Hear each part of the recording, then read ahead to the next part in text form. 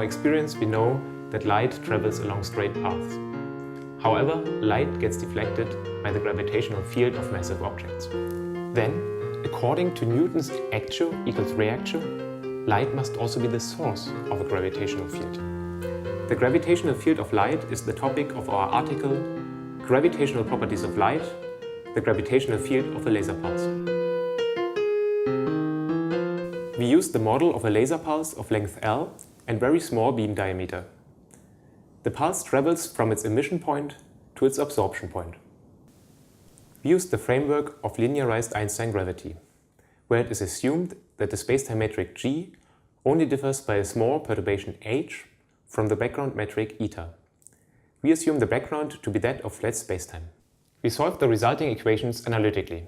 In the laboratory frame, the non-zero components of the resulting metric perturbation only differ by sign. Here we see a video of the evolution of their absolute value. The video starts shortly before the pulse emission and ends shortly after its absorption. In the dark purple regions, the metric perturbation vanishes. The high values of the metric perturbation, seen as a yellow spot, coincide with the pulse position. The perturbations due to the pulse propagate spherically with the speed of light from its position. Because the pulse also propagates at the speed of light, it is always at the front of its effect on the metric. An interesting observation is the effect of the polarization of the laser pulse.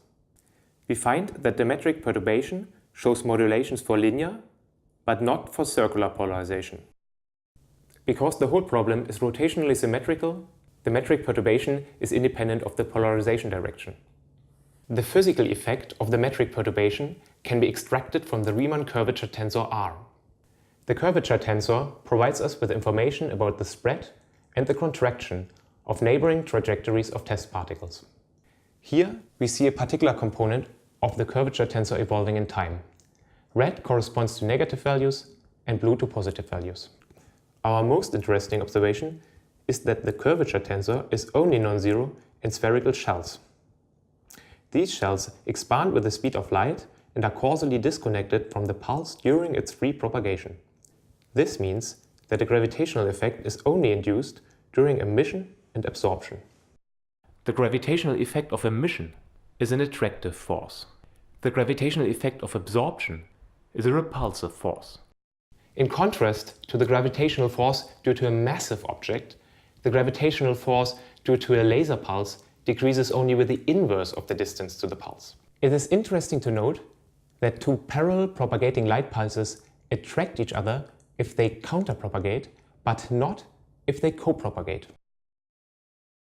A periodically pulsed laser leads to an oscillating gravitational field. In our article, we compare the corresponding curvature to that expected for gravitational waves from cosmic sources.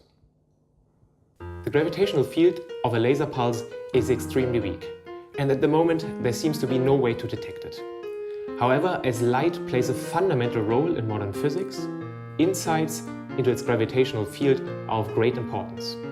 For all the interesting details and magnitudes of the effects, have a look at our article, which is freely available in New Journal of Physics.